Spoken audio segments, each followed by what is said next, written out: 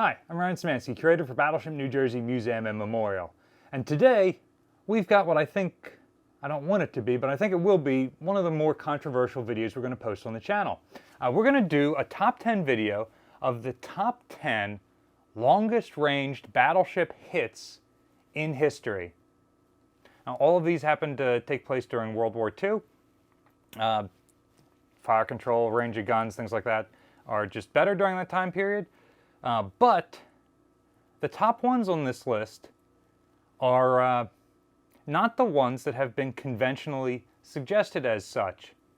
And I would ask, before you keyboard warriors get into the comment section and start complaining that you go and read some of the sources that I quote here and think about it, because history is not about the thing that we knew 50 years ago, about the thing that happened 80 years ago. It's about the new research that we're doing that is informing us so that we can change what we know about things. This list, I think, is going to rehabilitate some ships, and it certainly makes a lot more sense to me. Previously, conventional wisdom has been that the longest ranged battleship hits, at least on moving targets, and this list isn't all on moving targets, but the longest range battleship hits in history were jointly held by Warspite and Scharnhorst, which hit targets at about 13 miles range.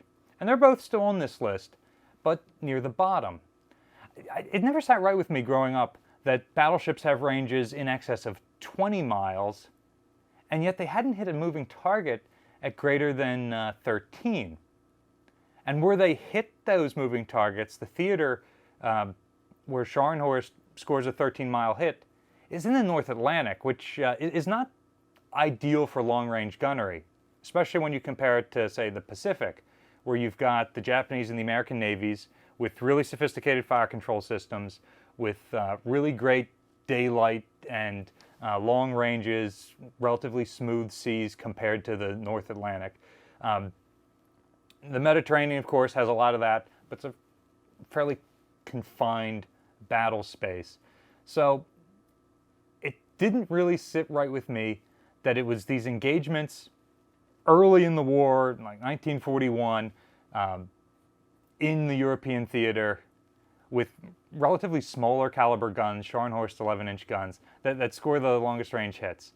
So thanks to some research from a number of really accomplished historians, including my friends Park Stevenson and Robert Lundgren, and of course well-known historians like Vincent O'Hara and Anthony Tully, I've compiled a list that's a little bit different from the normal. In the number 10 spot on this list, at a range of about 20,300 yards, and I've rounded all of these numbers to the 100 place. It's so impossible to know the exact decimal range, especially going back and recreating it from logs. But these are all several hundred yards apart, so I'm not worried about if this one was somewhere between 201 and 390 or whatever, that it's going to impact its place on the list. So somewhere just over 10 miles of range, Yamato scores a hit on the American destroyer Johnston during the Battle of Samar. This was relatively good daylight, although there are rain squalls there. This is extremely early in the engagement. I believe it's Yamato's first salvo during the Battle of Samar. So the destroyers haven't made smoke yet and obscured the shots. And Yamato reports in her log that she strikes a heavy cruiser. Now, obviously, there's no heavy cruisers there. So American historians have sort of just speculated over time that they completely imagined the whole thing. That there was no ship there that they were even shooting at, and they imagined hitting a ship and sinking it. The Japanese had some excellent optics, and being the first shot of the engagement, they were definitely tracking targets before they opened fire. And so, based on some of the research that Robert Lundgren did in his book, The World Wondered, where he tracked out where every ship was in the battle and which ones were firing when, based on both the Japanese and the American records, he believes that Yamato is the one that fired.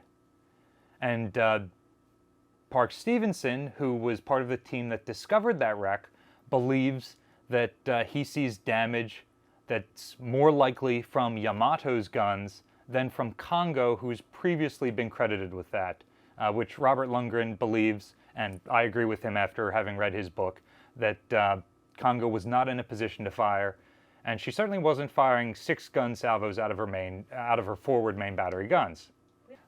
You might need a snack to make it through this one, and so do I. For today's video, our sponsor is Magic Spoon cereal. Magic Spoon fits a variety of diets, is high protein, and has no sugar. Magic Spoon is an easy source of protein. It makes it so convenient for me to eat more protein when I'm too busy or tired to cook. Magic Spoon tastes just like the cereal we loved as kids. The most popular flavors are fruity, cocoa, frosted, peanut butter, but there are many more. Today, I'm eating cinnamon roll. As a grade school kid, I used to eat cereal on my days off just before building model ships. As an adult kid, I eat it for lunch while working on my 1-to-1 scale model ship. But I don't have to feel bad about eating children's cereal because every serving of Magic Spoon has 13 to 14 grams of protein, 0 grams of sugar, and 4 to 5 grams of net carbs, so you can feel good about what you're eating. Check the link in the description below or go to magicspoon.com/battleship and use the discount code Battleship on your next order. In the number 9 spot, we have Yamato off Samar again. At a range of about 22,000 yards, or roughly 11 nautical miles, she hits Gambier Bay. Now usually, this hit is recorded as a near miss and therefore not a hit. I object to the idea that a near miss doesn't count as a hit. Near misses are specifically recorded because they land so close to the ship that they do damage to the target ship. That sounds an awful lot like a hit. Damage reports of ships list damage as a result of near misses as hits.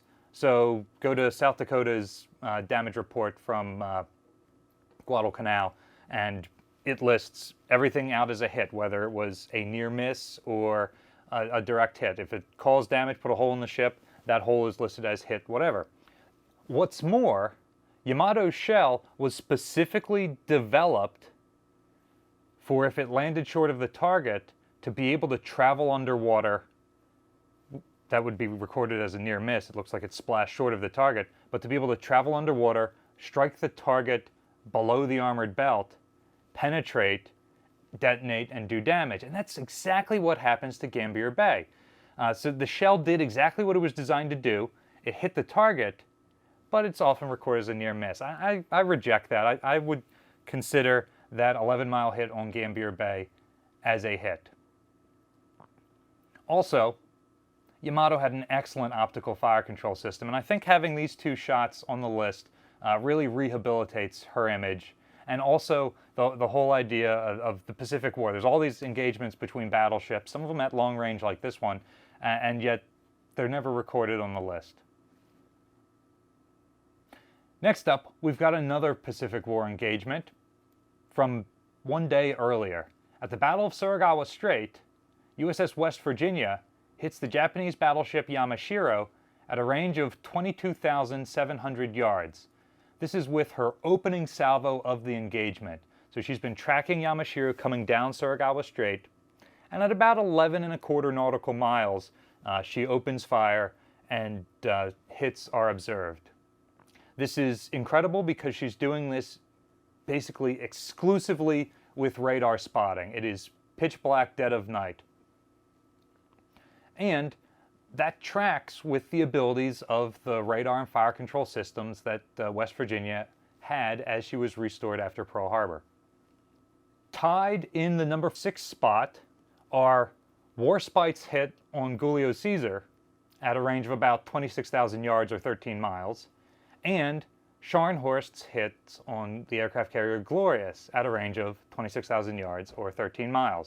These are the really well-known battleship hits as far as long-range gunnery goes, and have long been held as the greatest range hit from one moving platform to another.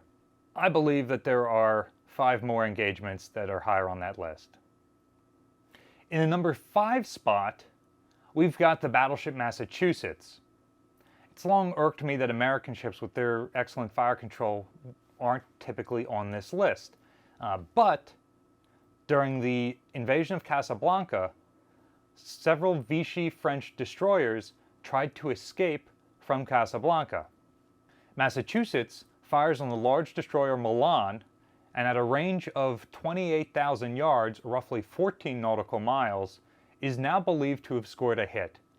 Previously, it's been argued that damage to the ship was not caused by battleship caliber guns, but Vincent O'Hara in his Battleship Massachusetts Naval Special Edition book by Naval Institute Press argues that Massachusetts likely scored one of the major hits on Milan that forced her to beach herself. Next up on this list, in the number 4 position, we've got Massachusetts again. During the same engagement, at a range of 28,500 yards, Massachusetts scores a hit on Jean Bart. This hit usually doesn't make the list because Jean Bart is stationary. You're usually talking about firing from a moving platform to a moving platform.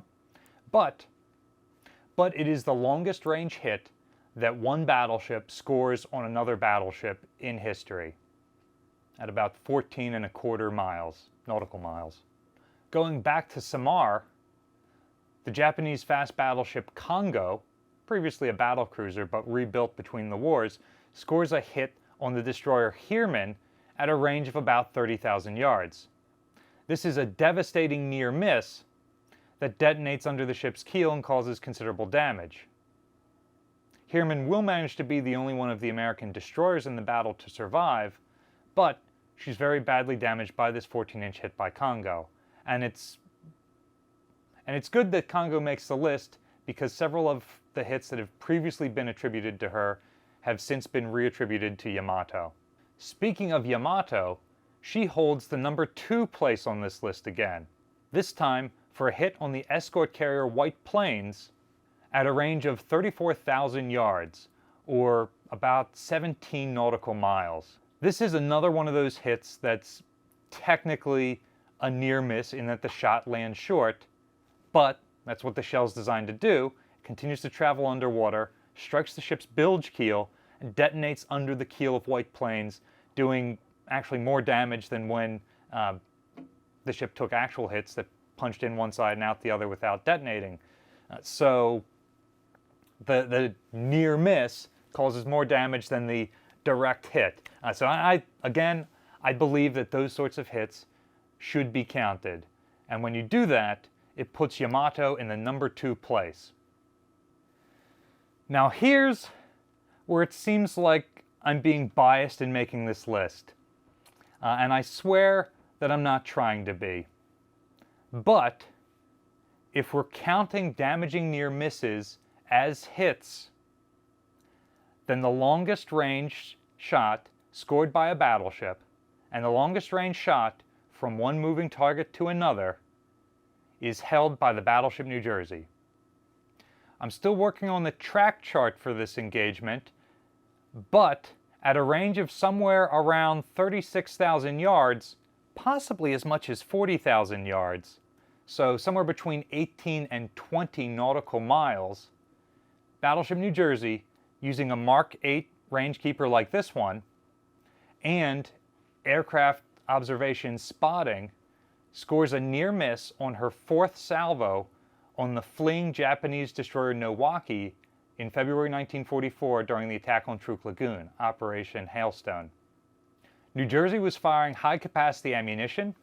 In her case, the shell exploded when it struck the water just short of Nowaki, throwing shrapnel into Nowaki's hull. This killed 1 sailor and wounded 9 others, and New Jersey observed Nowaki's speed dropping off from about 33 knots down to 26 knots as the ship belched black smoke. So it seems like some of the shrapnel damaged one of the ship's boilers. So depending on how you want to define direct hits or near misses, depending on if you've read the most up-to-date scholarship on some of these engagements, you may or may not agree with this list, and that's perfectly fine. Interpreting history is all about discussing these things so that as a team We can peer review, research, and get to the closest possible answer based on the evidence that has survived the last 8 decades. What do you think should and shouldn't count, and which ship do you think should be honored with this title? Even if you argue that New Jersey's is a near miss and not an actual hit, I think it's still fair to say that the old adage that Scharnhorst and Warspider tied a range of 13 miles does not actually hold up to modern scholarship. But let me know your thoughts in the comment section down below. Please be civil down there, and be sure to check out Robert Lundgren's book, The World Wondered, for some of the information on many of the hits on this list. Battleship New Jersey receives operating support from a number of businesses and private individuals. For today's video, we'd like to thank Magic Spoon for sponsoring us. Be sure to check out the link in the description below at magicspoon.com/battleship and use the discount code BATTLESHIP on your next order. You can also support us by liking, sharing, and subscribing so more people find about the channel and the museum. Thanks for watching.